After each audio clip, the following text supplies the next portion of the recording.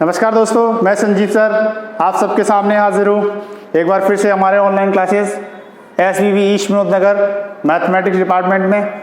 ठीक है, हम यहाँ पे आपके लिए, जैसे आई होप आप घर पे हैं सभी, ये पेंडेमिक की प्रॉब्लम चल रही सिचुएशन, उसकी वजह से हम सभी अपने अपने घर में हैं। तो हम आपके लिए आपकी पढ़ाई का लॉस ना हो, इसलिए हम डिफरेंट डेज पे लेक्चर लेके आ रहे हैं। लेकिन हम बेसिक कवर कर रहे हैं, ठीक है, बेसिक चैप्टर्स हम कवर कर रहे हैं, बेसिक कंटेंट कवर कर रहे हैं, जो आपके लिए बेसिक बहुत ही ज़्यादा महत्वपूर्ण है एग्जाम पॉइंट ऑफ व्यू से। ठीक है, तो आज हम ले आए हमने दूसरा चैप्टर 10th क्लास का पॉलिनोमियल। ठीक है, तो पॉलिनोमियल्स को हम बिल्कुल बेसिक से शुरू करने वाले हैं, बिल्कुल बेसिक, मतलब कि जहाँ से हम आपने जो 6, 7, 8 में पढ़ा है मैं वहाँ से ही स्टार्ट करना चाहूँगा। जिसको बिल्कुल जो जीरो से है, जिसको बिल्कुल समझ में नहीं आता होगा, वो मैं आपको बताऊँगा। ठीक है, मैंने यहाँ पे सबसे पहली चीज़ लिखी है वेरिएबल और कांस्टेंट। तो आप वेरिएबल और कांस्टेंट क्या चीज़ होती है, डिफरेंस क्या है, वेरिएबल में क्या डिफरेंस है, कांस्टेंट में क्या डिफरेंस है।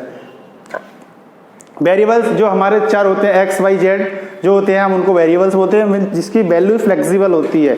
ठीक है, कांस्टेंट जिनकी वैल्यू सेम रहे, यहाँ पर भी और कहीं दूसरी जगह जाएं तो उसमें भी, जैसे हम नंबर्स ऑलमोस्ट काउंट करते हैं हम कांस्टेंट में। ठीक है, अब जो हमारे पास वेरिएबल, हमारे पास मैंने जैसे बोला x, y, z हो गया, 1, 2, 3 हो गया। अब इन दोनों के कम्बिनेशन से जो चीज़ बनती है उसको हम बोलते हैं टर्म। उसको क्या बोलते हैं, टर्म बोलते हैं। सपोज करो 2x है, 2x क्या एक टर्म हो गई, x सिंपल एक टर्म है, 3 एक सिंपल टर्म है। ये सभी क्या है, टर्म के एग्जाम्पल्स हो गए, तो हम इनको टर्म बोलते हैं। ठीक है, टर्म के बाद अगला जो हमारा स्टेप आता है उसको हम बोलते हैं एक्सप्रेशंस। ठीक है, जो टर्म के कम्बिनेशन से आफ्टर एडिंग और आफ्टर सब्ट्रैक्शन, इसको हम बोलते हैं। ठीक है, ये हो गए टर्म। अब टर्म को कंबाइन करके, मतलब उनको चाहे ऐड करके या सब्ट्रैक्ट करके हम जो चीज़ बनेगी उसको हम बोलते हैं एक्सप्रेशन। सपोज करो मैं इसी तरह लिख रहा हूँ 2x + 3। ठीक है, तो ये क्या होगा, एक एक्सप्रेशन हो गया। क्या हो गया, एक्सप्रेशन हो गया। ये बहुत सारे इस अलजेब्रिकल टर्म्स को जो हम ऐड कर देते हैं या सब्ट्रैक्ट कर सकते हैं बाई यूजिंग एडिशन साइन और सब्ट्रैक्शन साइन, तो हम उसको बोलते हैं एक्सप्रेशन। क्या बोलते हैं उसको, एक्सप्रेशन बोलते हैं। ठीक है, अब एक्सप्रेशन के बाद अगला टर्म आता है इक्वेशन। ठीक है, इक्वेशन आता है, इक्वेशन कैसे बनता है। ठीक है, अब ये एक्सप्रेशन है, इसी एक्सप्रेशन में अगर हम इक्वल टू का साइन लगा दें तो ये हमारा हो जाएगा, क्या हो जाएगा, ये बन जाएगी इक्वेशन। इसको हम बोलते हैं इक्वेशन। ठीक है, ये तो हमारी बेसिक चीज़ें थी जो आपने 6, 7, 8 क्लास में पढ़ रखे होंगे। अब हम इससे आगे बढ़ते हैं, जो हमारा लेवल है, लेवल। अब ये हालांकि डिग्री ऑफ इक्वेशन ये भी आपने 9th क्लास में पढ़ रखा है, जो मैंने टॉपिक लिखा हुआ है।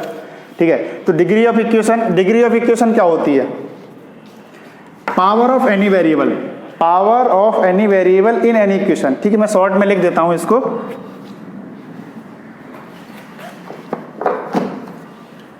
Power of any variable in any equation, power of any variable in any equation. कोई भी अगर आपको इक्वेशन दी हुई है इस तरीके से, ये यदि आपको कोई इक्वेशन दे रखी है, तो इसमें मैंने लिखा हुआ है power of any variable in any equation. तो यहाँ पे वेरिएबल हमारे पास x है, इसकी पावर हमारे पास क्या है, 3 है। ठीक है, तो 3 है, तो ये जो होगा x की पावर 3, ये क्या हो जाएगी, इसकी डिग्री हो जाएगी। इसका मतलब इस इक्वेशन की डिग्री कितनी हो जाएगी, 3 हो जाएगी। कितनी हो जाएगी, 3 हो जाएगी। ठीक है, हाईएस्ट पावर, और ये वर्ड कह सकते हैं हाईएस्ट पावर, ये बहुत अच्छा वर्ड है, highest power of any variable. ठीक है, बहुत सारी चीज़ें होती है, मान लो यहाँ पे 3 है, +2x² है, -4 = 6, 0 है। ठीक है, तो अब यहाँ पे देखेंगे हाईएस्ट पावर क्या हमारी 3 है यहाँ पे, तो हम इसको बोलेंगे हाईएस्ट पावर। इसमें वेरिएबल x है, x की वेरिएबल यहाँ पे 2 है, यहाँ पे 3 है, तो जो सबसे x की सबसे ज़्यादा वैल्यू होगी उसको हम बोलेंगे उसकी डिग्री हो गई। ठीक है, अब डिग्री से पहले मैं एक चीज़ और आपको बताना चाह रहा हूँ। ठीक है, डिग्री का कॉन्सेप्ट आपको समझ में आ गया होगा आई होप। लेकिन आपने एक बचपन क्या मतलब आपने 7th क्लास में आई थिंक पढ़ा होगा, 3 चीज़ें पढ़ी होंगे आपने, मोनोमियल्स, बाइनोमियल्स। ठीक है, और ट्राइनोमियल्स। ठीक है, तो ये क्या होते हैं, मोनोमियल्स और बाइनोमियल्स और ट्राइनोमियल्स। ठीक है, मोनोमियल्स मतलब, ठीक है, मोनोमियल्स मतलब जिसमें एक टर्म हो, बाइनोमियल मतलब जिसमें 2 टर्म हो, ट्राइनोमियल मतलब जिसमें 3 टर्म हो, और सबसे लास्ट आता है पॉलिनोमियल्स, जो कि हमारा चैप्टर भी है। ठीक है, पॉलिनोमियल्स का मतलब इसमें 3 से ज़्यादा जहाँ टर्म पाई जाती हैं उसको हम क्या बोलते हैं, पॉलिनोमियल बोलते हैं। ठीक है, तो ये हो गया हमारे पास, इसके टाइप हो गए। अब इसमें भी हमारे पास, अब ये तो हमने बेसिक चीजें पढ़ ली, अब बात करते हैं डिग्री के बेसिस पे। ये तो हमने टर्म के बेसिस पे पढ़ा था, जिसमें having 1 term, having 2 terms, having 3 terms और हैविंग 4 टर्म्स। तो ये हो गया हमारे पास टर्म के बेसिस पे कि कैटेगराइज हो गया।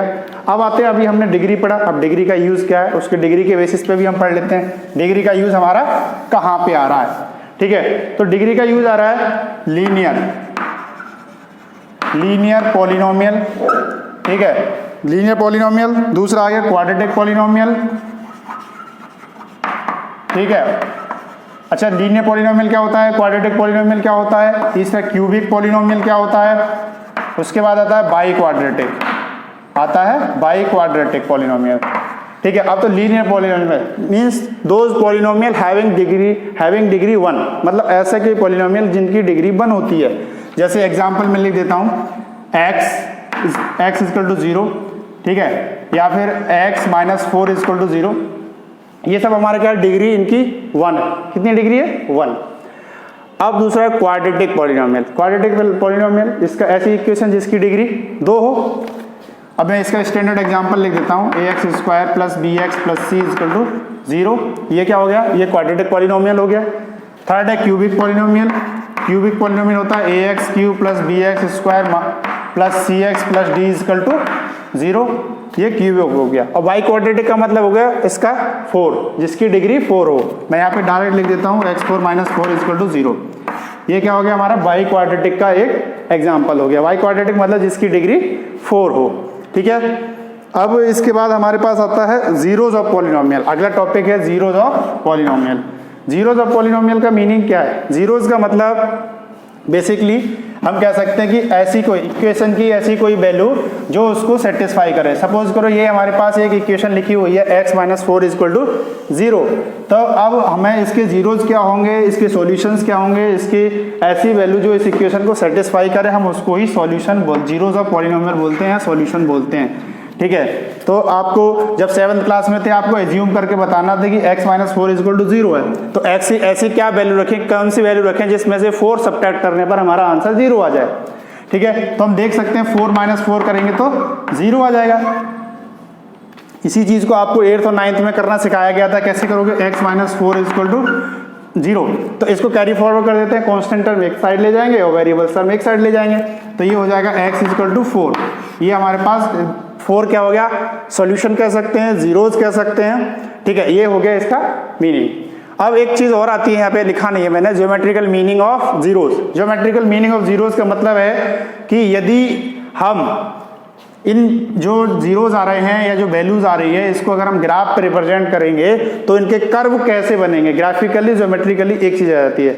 ज्योमेट्रिकली में कहता है कि जो हमारी वैल्यू है वो उस इक्वेशन को सेटिस्फाई करेगी। ग्राफिकली में कहता है कि ग्राफ जो है, जो हम ग्राफ बनाएंगे कोई भी इसका, ठीक है, जब ग्राफ आएगा तो वो जो वैल्यूज है वो उस लाइन पर हमारे क्या है, लाई करेंगे। ठीक है, तो अब इनके ग्राफ कैसे कैसे होते हैं? लीनियर का ग्राफ होगा, आपका स्ट्रेट लाइन होगा।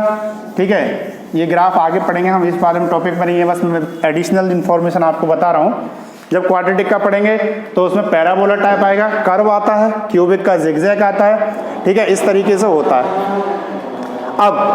अब मान लो इसमें एक चीज बताता हूं मैं, ax² plus bx plus c equal to 0 यदि ये दिया हुआ है, बंद करो।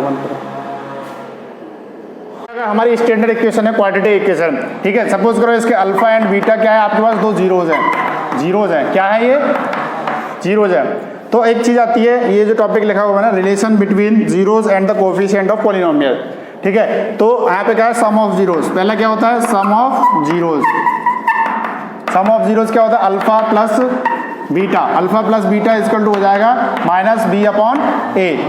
ठीक है, इसको जब लिख सकते हैं हम लैंग्वेज फॉर्म में, माइनस बी क्या होता है? Coefficient of x upon coefficient of x square. अब है प्रोडक्ट ऑफ जीरोज। दूसरा क्या होता है? Product of zeros.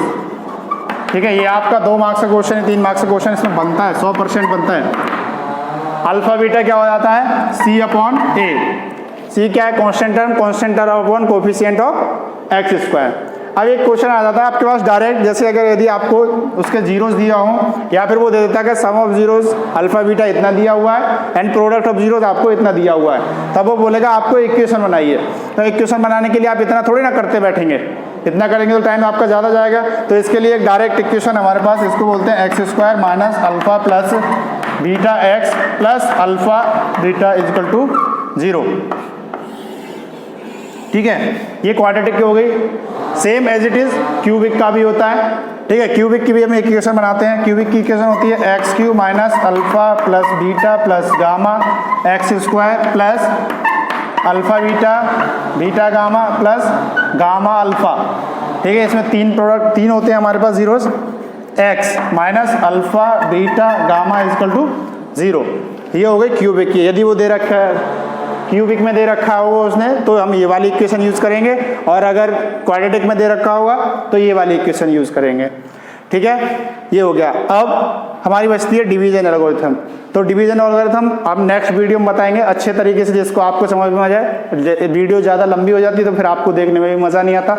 ठीक है, घर पे रहिए, स्टे से प्ले विद मैथ।